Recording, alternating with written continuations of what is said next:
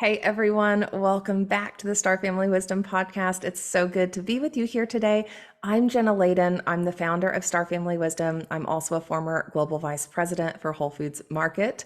And welcome to all of the new friends. We've got so many new subscribers. It's so good to connect with all of you. And thank you for sharing so many comments. It's been really cool getting to know you.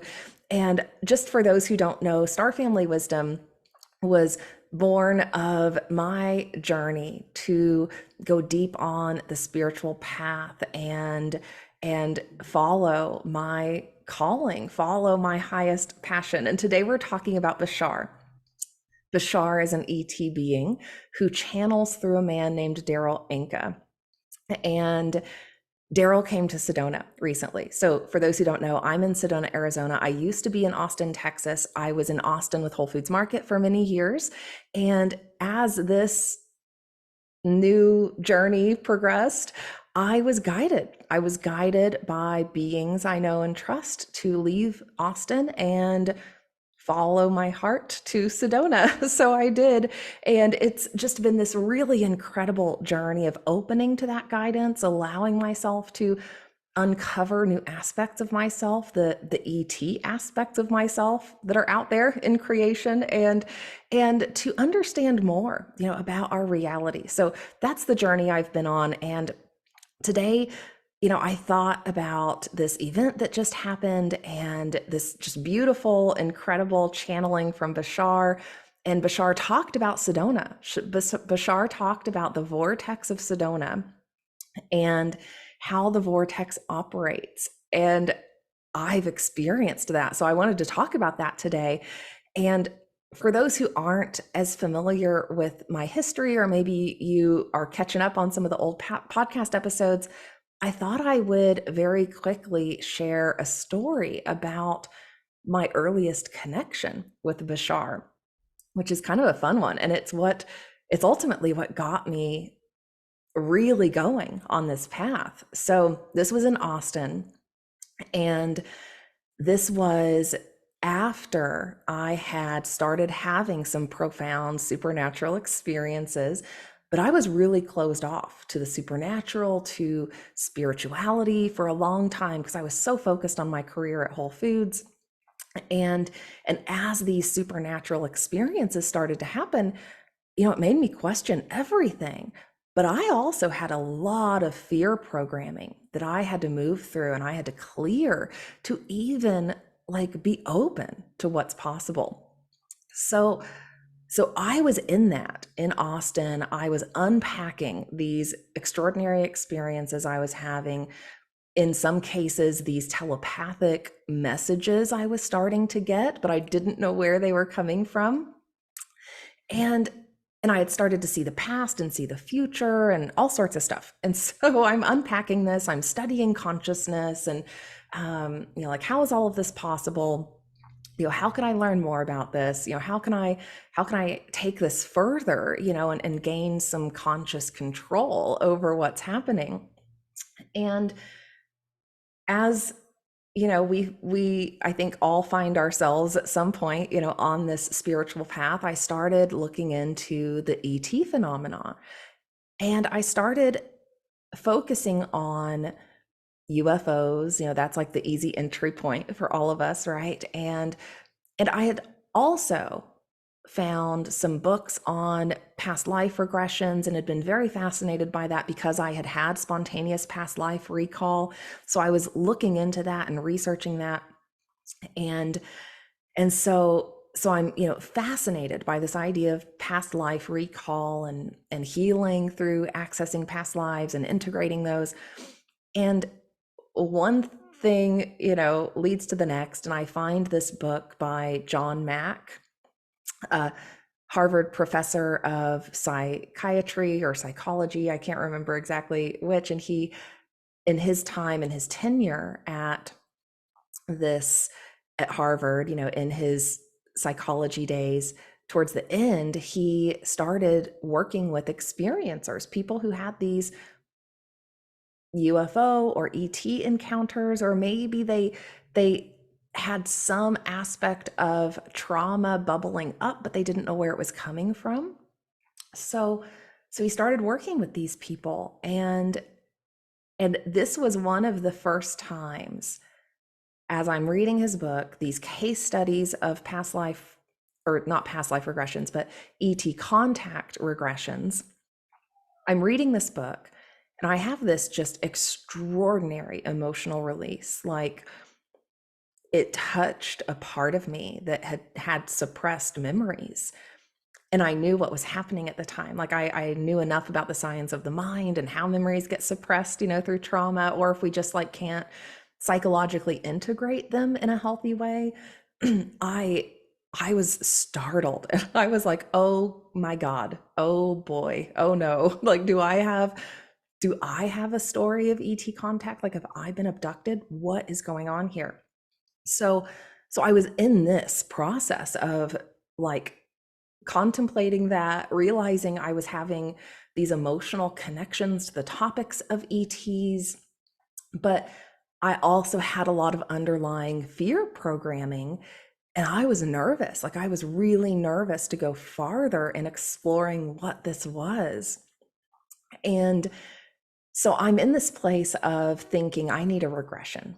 I need a regression. There's something in here. There's something suppressed. There's some memory that is like trying to come forward, and I think I need a regression. But I was nervous and I didn't want to do it. So one night after work, I'm, continuing on my research and finding different, documentaries and things that might be helpful in me connecting the dots on all of this. And I find Darryl Anka's documentary, First Contact. So, First Contact is about Darryl Anka's first contact. It's about his UFO encounter that happened, I think, back in the 70s with other parties, like corroborated by his brothers and sisters. And after this UFO encounter, he goes on to start channeling this being named Bashar, who is apparently an aspect of him from the future, from this hybrid ET human race that has been developed. So he goes on to have this just, incredible career channeling, and this documentary documents a lot of that.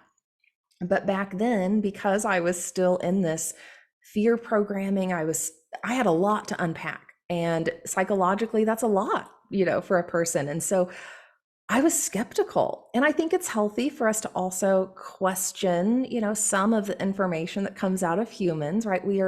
We're human. We are filtering information through a human brain. And if a human still has a lot of ego distortion, blocks, negative programming, they're not going to be a clear channel. So, it is good for us to be discerning when it comes to channeling. And I was in this very skeptical place. And so I'm watching this documentary, and about halfway through, I get skeptical, and I'm like, you know what? I'm really busy. Like, I've got this, big job at Whole Foods. I'm, researching all this stuff. I'm just going to turn this off. I don't have time for this. So I turn it off.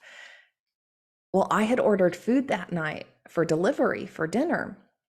And within seconds of turning off this documentary, I get a pop up on my phone that says, "Your food has been delivered by Bashar." And I'm just like, "Excuse me? What is happening here?"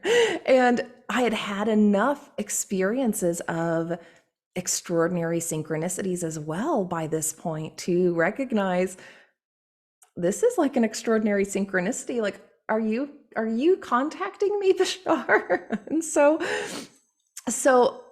there's also the like analytical, logical part of me that also wanted to know, like, what are the odds of this happening? Like, what are the statistical odds? So I also looked up how many people in the United States would be named Bashar, and it's like a really low number, like maybe 150 or 200 people. So the statistical odds of something like that happening are just, completely out there.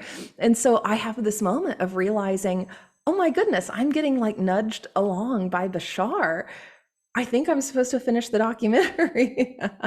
And so I do. So I finished the documentary, which then explains a lot more. And there's actually like some really cool scientific evidence for this channeling, in the later part of the documentary. And so I have this moment of feeling some levity about the situation, realizing that, if I had been having ET contact, whatever it is, it's it's helpful, like it's not malevolent, like I am experiencing benevolent contact if this is what's happening. So it kind of brought me into this place of laughing at myself a little bit, laughing at life, recognizing that these sorts of synchronicities can happen, opening my heart to this idea of contact. And then that's what got me to take the steps on my first regression and really start to uncover, more about who I am and what's going on in my life. So that was just this like really fun experience. And then what's really interesting is that I got guided to Sedona.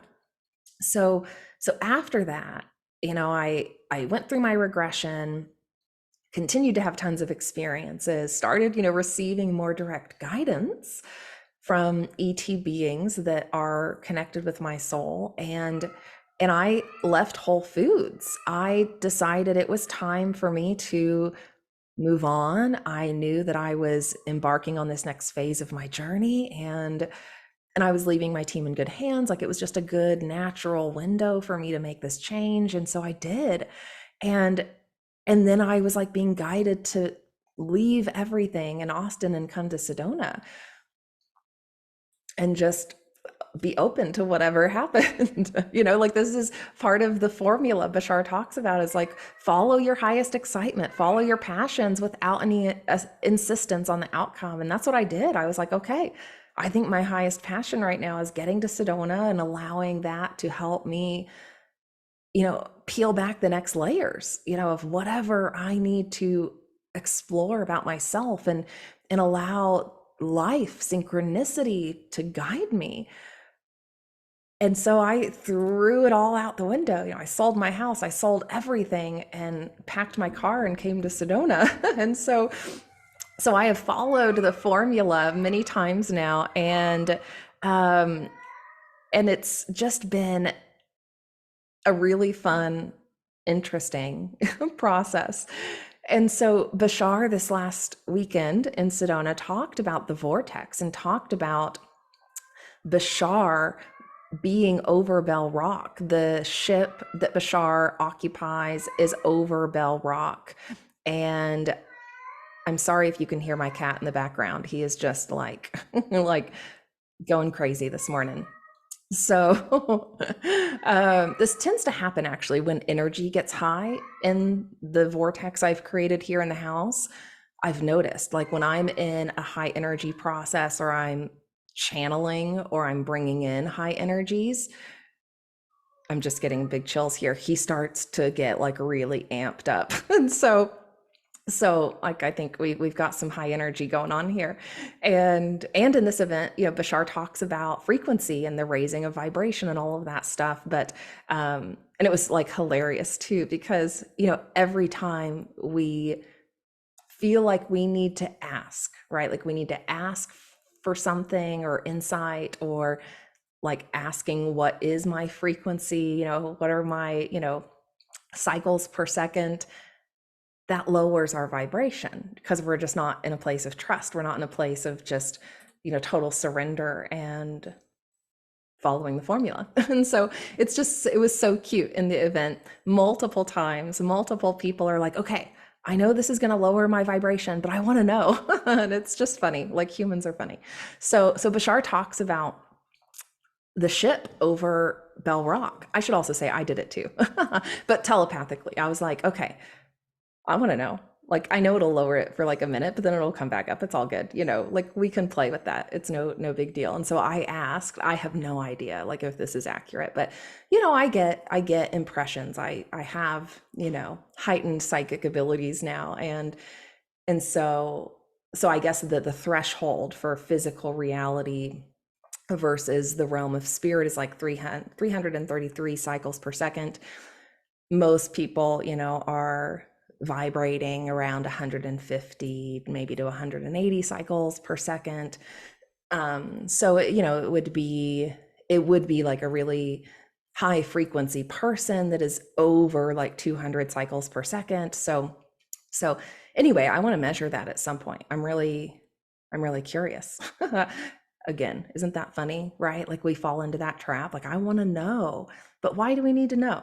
Okay, back to Bashar. So Bashar talks about his ship being over Bell Rock. And I didn't know this when I moved to Sedona.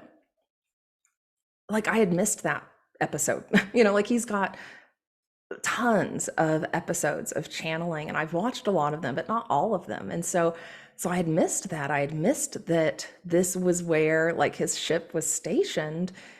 I end up coming to Sedona. I end up doing a lot of really powerful healing work at Bell Rock and Cathedral Rock. And then last year, I find out about Bashar being in Sedona, which was kind of cool. I also got connected to the Bashar team at one point, just through some, networking things and business things that were going on. And so it was just this really cool progression of allowing synchronicity to guide me, allowing Bashar to guide me, apparently, and helping to be like an ambassador of sorts for the ET hybrid program, and to be an ambassador of these beings who are in contact with us. So Bashar talks about the vortex and how it magnifies anything you bring into it. So the Sedona vortex being one of those really important electromagnetic anomalies on the planet, and this spot where we can connect more easily interdimensionally. We can access the multidimensional parts of ourselves, aspects of ourselves, when we're in these power spots, in these vortex areas. And so Bashar's talking about this idea of coming to vortex sites to connect to other aspects of yourself, to connect to higher intelligences, to have these multidimensional experiences, but to also heal and to also let go of all of the negative programming that we carry, which is one of the big things I focused on when I came to Sedona. At the time when I came to Sedona, I was deeply engaged in shamanic practice and going as far as I could in various certifications related to the ancient Caro lineage of shamanism in Peru. And through this path, I gained access to a lot of tools, permission slips, as Bashar would say, a lot of tools that helped me identify those negative programs, helped me identify the wounds and the traumas I was carrying, and ultimately go through the process of releasing and rewriting those stories and raising my frequency. So I have experienced firsthand how the vortex operates. And the first year I was here, it was intense. It was intense. And they say that, when people have the intention of coming to Sedona long term, Sedona will welcome some people, Sedona will not welcome some people. Some people are ready for the intensity of the vortex, some people are not ready for the intensity of the vortex. And that first year, I wondered, am I going to make it to my second year? Like, am I going to be one of those people that gets kicked out of the vortex? But I was doing my work. I was focused on this concept of utilizing the vortex to clear what I needed to clear. And so then I got to stay a second year in Sedona. So I'm still here.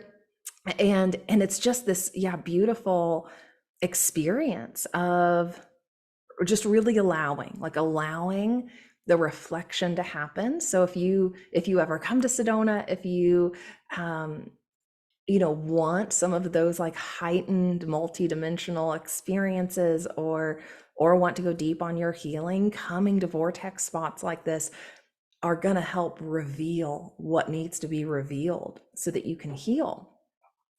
I also wanted to just highlight, something I've noticed in, some of the question and answers with Bashar. One beautiful thing about connecting with Bashar is that Bashar does help highlight our limiting beliefs, right? Bashar talks about how as humans we've been masters of limitation. Like we have argued for our limitation, like we have set up a system of limitation here on earth.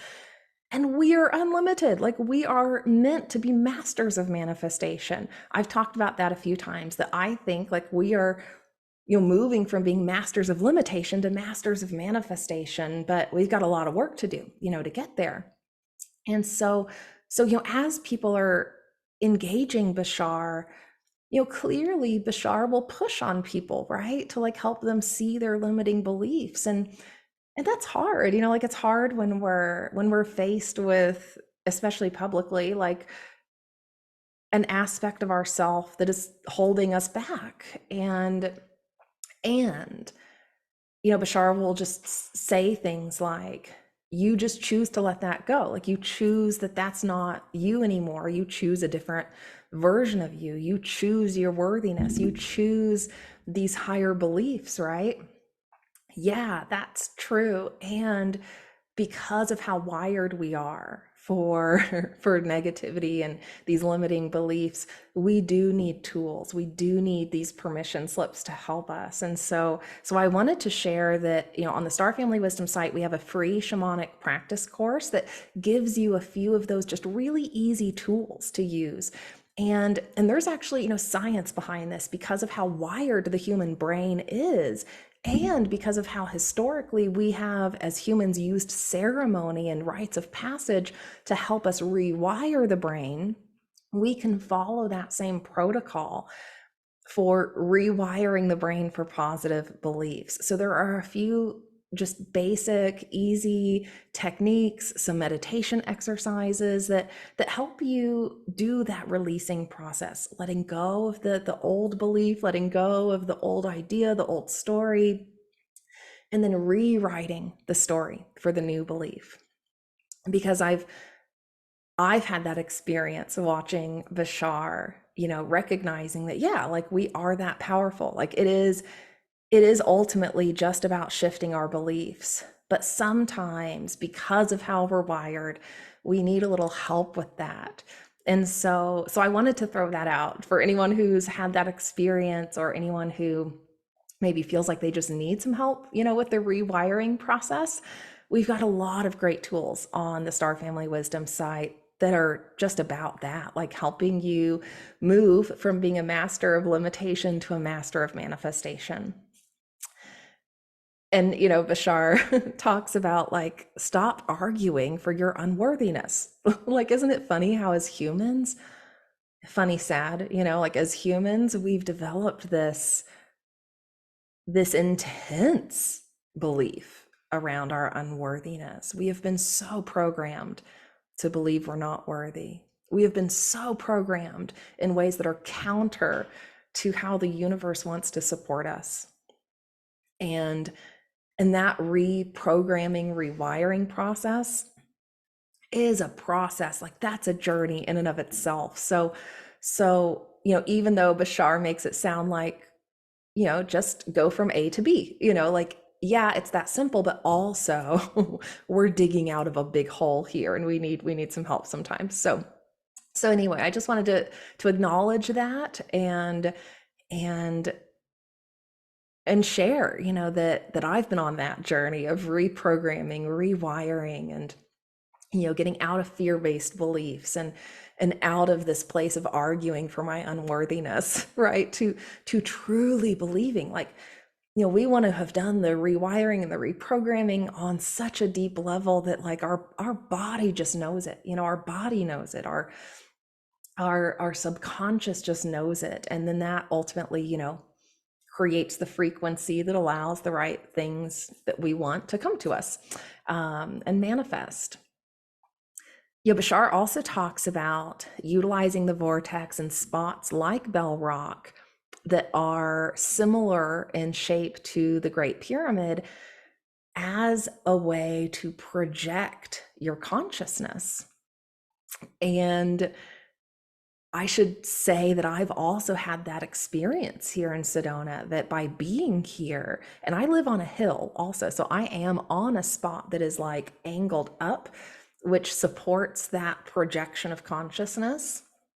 So I've had the experience here in Sedona multiple times, and this was like not planned. This was not intentional really on my part. This was through a process of shamanic meditation and just doing that for the healing process, and allowing myself to access whatever information would be helpful for my soul and help me, integrate my wholeness, come back into wholeness. I was doing these meditations, and multiple times I had this experience of kind of astral projection. And one time I found myself in the king's chamber of the Great Pyramid in a meditation, and projected out of the king's chamber to another planet. That was wild. Another time I found myself entering this certain chamber, and then boom, I was being projected through a wormhole. Like it was like, what's that movie with Jodie Foster, Contact? Do you remember that scene where towards the end where she's in the machine, and all of a sudden her consciousness has been projected through this wormhole, and she's just like, spinning through space. It was like that. It was just like that. It was wild. And I'm flying through this wormhole, and then boom, I'm on a ship all of a sudden. And I got to talk to Star Family and have a visit, which was really cool. So I've had these experiences that are exactly like what Bashar talks about. And I think I'm partially doing this episode today. Like, I think, I've had this connection with Bashar this whole time, and I'm partially helping to validate, some of what he's, sharing. So anyway, there are these just incredible ways we can work with the vortex energy. And this is not the only vortex on the planet that will allow us to have an easier multidimensional experience. So anyway, if you have not checked out this event, there was live streaming, so you can buy the recording afterwards. I'm not an affiliate or anything. I'm just sharing because I think it was an awesome event, and you might like it if you haven't seen it yet. And Bashar, goes into so much about like what's to come too. We had heard over the last few years that we were entering this window of open contact, that starting in 2023 would be the window for open contact. And it seems like that's starting to play out on the planet, like Bashar talked about this over the last decade. And he seemed to allude to the idea that we're on a trajectory for that to really occur, like in the next several years, he said, which is exciting, like to think about that, like, and not just this idea of like in our lifetime maybe, but like in the next several years. Wow. He also said when that occurs, that would be this opening for our true history to be revealed. Like, do you guys think people are ready for that? There's a part of me that Sinead and I were just talking about this the other day. For those of you who were following last year, you remember Sinead. She was our season 1 co-host. She's doing awesome. She just went to an awesome UFO conference this summer and is like really staying in tune with that. So I'm getting like my UFO updates from her. And yeah, last year we talked about this, and just recently we talked about this idea of, are people ready? It could go either way, like, or, no wonder. I think there's been some, some malevolent approaches to keeping humans in the dark. And because of just the fact that we've been in our Kali Yuga, our dark ages on Earth, an era of darkness, because of where human consciousness has been, because of the fear, because of the negativity, all that stuff, because of the corporate interests and the greed that exists on our planet, there are a lot of reasons why the truth has not been revealed. And it's a complex situation. Like, I can acknowledge that too.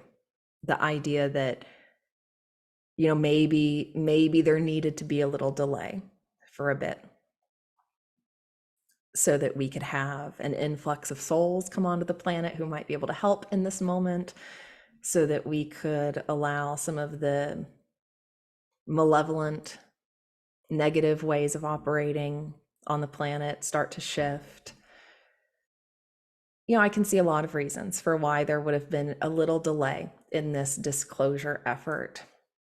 And given the distortion that has occurred around our Earth history, our religions, it's going to challenge a lot of people, and so yeah, I'm highly curious about how this is going to go. And I think for all of us here, it's just such a good reminder to be kind, to be empathetic, to recognize that we have a lot of souls on this planet, who have been caught in that negative programming, who are still living in a fear-based reality. And we've got to be kind to them. This is not about imposing our viewpoints on everyone else. This is not about being like, aha, we were right. It's not about any of that. Like, it's about just helping everyone through it, ultimately, right? Like, anytime we fall into the separation game, right? Like the us versus them, we're treading on dangerous ground. Like, that's where we lose our ability to spiritually evolve. So we've actually got a really big spiritual challenge on the planet right now to be able to be people who are continually opening ourselves to the next level of what's possible, to be moving from masters of limitation to masters of manifestation, and gently bringing others along in that and not judging them for where they're at. Like, that's the tricky balancing part. That's the tricky balancing act we're in here on Earth. And that's what requires, deep spiritual practice, to be able to hold that compassion and that empathy as we're moving through this process. And to, maybe hold opinions, but not from a place of judgment, to be able to just witness what's going on, to be able to recognize the complexity of it, and to, well, this is what Bashar talks about: acknowledge, appreciate, allow. Like, we can acknowledge what's happening. We can appreciate that we're here to be part of the transition and to help, and we can just allow it to unfold, right? Like, we don't have to judge it. We don't have to fight. We don't have to be in a state of separation as we go through this. So anyway, those are the things I reflect on, as I think about this idea of open contact happening like soon. And it kind of already is, but the big open contact, where we like really become a galactic civilization. Like, wow, here we go. So we had a fun weekend with Bashar. And, as I woke up today, I thought, okay, what would be following my highest excitement and my passion, with no insistence on the outcome? I've done that this whole time for the most part. Like, I've had moments of resistance and insisting on the outcome. And then I have released that and relaxed into, I'm just doing this. Like, I'm just doing this with no insistence on the outcome, and talking about what feels fun and what feels helpful, and getting to know you guys in the process. And so it was fun to be able to share about the Bashar story today, for those who didn't know that part of my background, and to be recognizing how this is like kind of coming full circle, with me being in Sedona and being able to share about my true experience of what Bashar is talking about. It's pretty cool. So anyway, I hope you're excited about what's to come. And I'm just, yeah, like, I don't even know. I don't have words for it right now. I'm excited. I'm nervous, not in like a negative way, but just like kind of those like um, excitement jitters that you get, like before a big event, before a grand reveal. And so that's kind of what it feels like. It's like, wow, like what a time to be alive on Earth, like we came for the show, folks. Like we have got a show on Earth. And and I think it's cool to also remember that we've got these, support systems. Like we've got a lot of beings out there who are cheering us on, who want us to make this transition successfully, who want us to reconcile, the negative limiting aspects of ourselves on Earth so that we can rise higher and meet them ultimately. So I hope you're following your highest passion and following the formula. If you don't know what the formula is, go on the Bashar website. There's lots of good information that you don't have to pay for that will help you start to follow the formula. And check out the event in Sedona. It was super cool, and we got to hear about how close Bashar's ship is now.